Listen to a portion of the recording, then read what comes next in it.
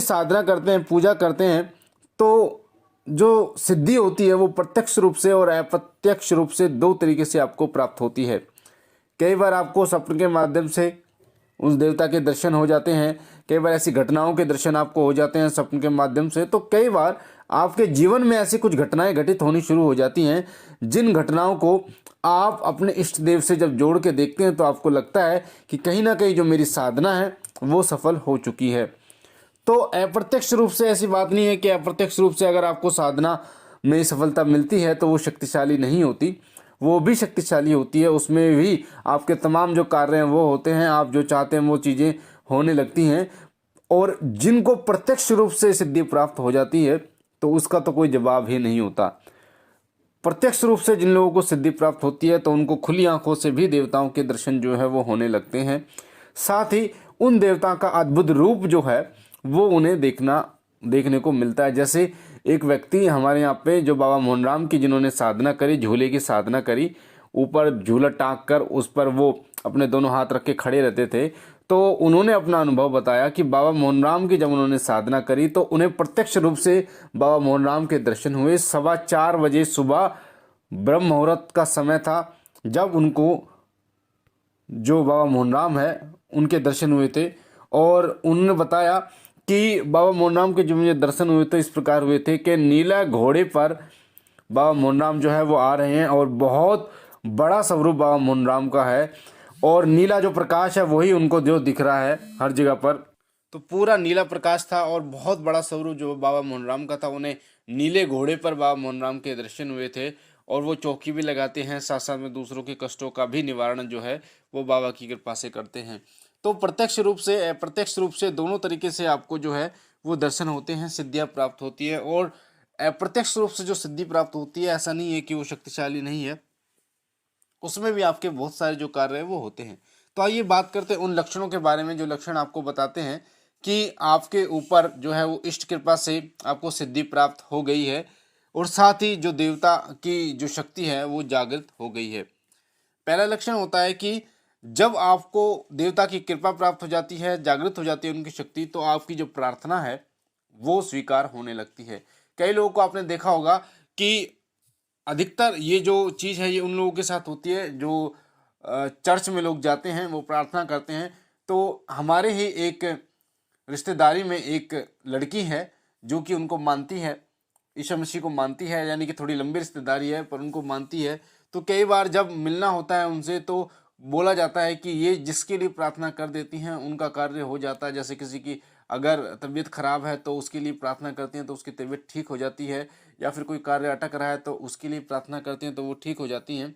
तो उसकी ही प्रार्थना क्यों स्वीकार होती है? तो ये सभी लक्षण बताते हैं कि वो जो देवता है, जो इष्ट है, उसकी शक्ति जागृत हो चुकी है, उसकी सिद्धि आपको प्राप्त हो गई है। तो ऐसे ही सभी जो लोग हैं, सभी लोगों की प्रार्थना क्यों स्वीकार नहीं होती? इसलिए नहीं होती क्योंकि उनके पास उस देवता की शक्ति जागृत नहीं होती।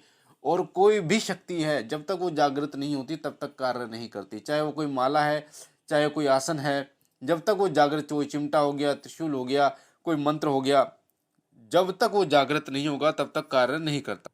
अगला लक्षण है जब आप पूजा पे बैठते हैं तो पूजा के समय जब आप ध्यान लगाते हैं तो ध्यान लगाने के तुरंत बाद आपका जो ध्यान है वो एकदम लग जाता है। कई बार ऐसा होता है कि जब आप पूजा में ध्यान लगाते हैं तो आपका ध्यान नहीं लगता, पर जब आपको देवता की कृपा और शक्ति जागृत हो जाती है तो उस समय पे आप वैसे ही आप बैठते तो वैसे ही आपका ध्यान जो है वो केंद्रित हो जाता है, एकाग्र होने लगता है। साथ ही साथ आपको स्वप्न के माध्यम से या फिर ध्यान के माध्यम से आपके कई प्रश्नों का उत्तर मिल जाता है। कई लोगों को आपने देखा होगा कि जब वो पूरी भागदौड़ी की जिंदगी में एक स्थान पर बैठते हैं, शाम के समय पर कई लोग बैठते हैं, ध्यान लगाते हैं, तो बहुत सारे लोगों के बारे में वो देवता से पूछते हैं, उनके प्रश्नों का उत्तर उनको मिल जाता है और वो बता पाते हैं। तो वो यही अवस्था होती है जब वो ध्यान के माध्यम से देवता से पूछते हैं, उनके प्रश्नों का उत्तर जो है वो उन्हें मिलने लगता है।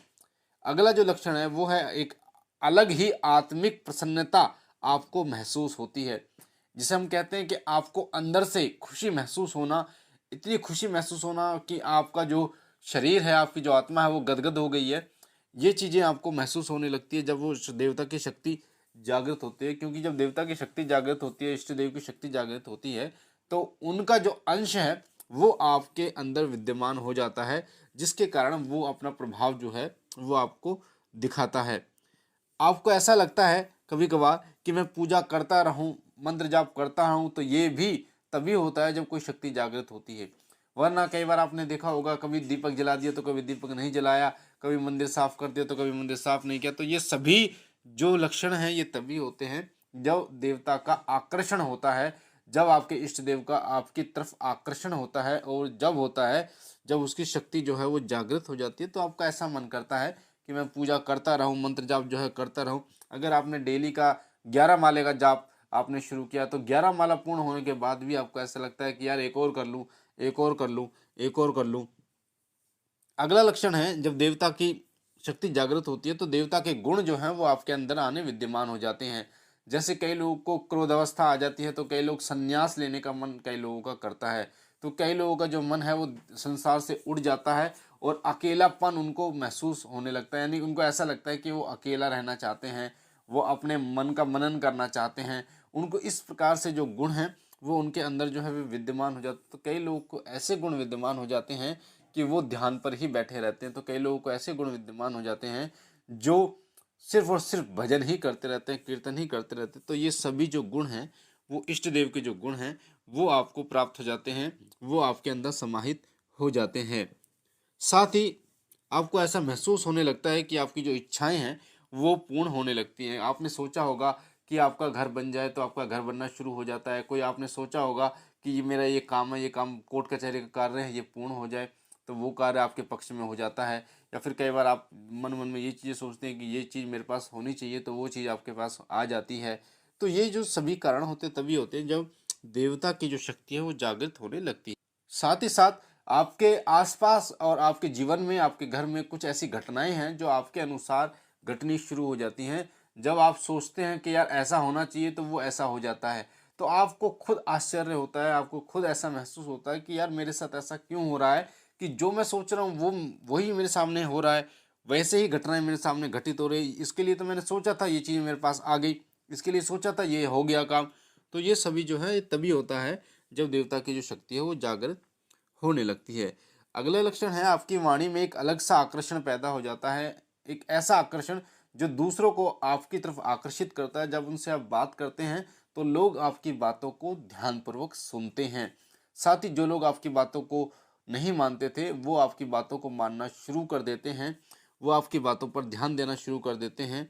आपकी बातों का उन पर बहुत ज़्यादा असर होने लगता है, उनकी आत्मा पर, उनके मन पर आपकी बातों का प्रभाव होता है। तो ये थे कुछ ऐसे लक्षण कि जब देवता की शक्ति जागृत होती है, देवता के गुण आपके अंदर आते हैं, आपको सिद्धि प्राप्त होती है। तो ये जो लक्षण हैं ये आपको दिखाई देते हैं। आपके भौतिक जीवन में, गृहस्थी जीवन में आपको ये जो गुण हैं ये आपको दिखाई देते हैं, ये लक्षण आपको दिखाई देते हैं। तो समझ जाइए कहीं ना कहीं जो देवता हैं, आपके इष्ट देव हैं, उनकी कृपा आपको प्राप्त हो रही है, उन वो जागृत हो रहे हैं। साथ ही उनकी जो शक्ति है, उनका जो गुण है वो आपके अंदर है, आपको सिद्धि प्राप्त हो रही है। तो मुझे आशा है ये जानकारी आपको पसंद आई होगी। और अगर आप पहली बार हमारे चैनल शिव कृपा परिवार पर हैं, तो आपके सामने जो लाल कलर का बटन है सब्सक्राइब का, उसे दबा के चैनल को सब्सक्राइब कीजिए। सब्सक्राइब के बटन को दबाइए ताकि आप हमारे साथ जुड़ सकें। साथ ही घंटा का निशान जो आपको दिख रहा है, बेल आइकन आपके सामने, उसे दबाइए वीडियो के नीचे जो बेल आइकन है, ताकि जो भी हम जानकारी डालें पूजा से संबंधित, साधना से संबंधित, वो आपको सबसे पहले प्राप्त हो। हमारा नया चैनल शिव सत्य, उसका लिंक डिस्क्रिप्शन में, उसे भी सब्सक्राइब कीजिए, उसके साथ भी जुड़िए, ताकि निरंतर आपको अध्यात्म से जुड़ी हुई जानकारियाँ प्राप्त होती रहें। लाइक कीजिए, शेयर कीजिए और बहनों और भाइयों तक, ताकि और लोगों तक ये जानकारी जाए और लोग भी इसका फ़ायदा उठा पाए। मैं बाबा भोलेनाथ से सदा ये विनती करता हूँ कि बाबा भोलेनाथ सदैव आपकी झोली भरते रहे, आपके तमाम सपनों को पूर्ण करें, आपकी इच्छाओं को पूर्ण करें। बाबा भोलेनाथ की कृपा से आपके घर में अन्न धन के भंडार भरें, आपका घर समृद्ध हो। हम मिलते हैं एक नई जानकारी के साथ अगली वीडियो में। तब तक के लिए ओम नमः शिवाय, ओम नमः शिवाय।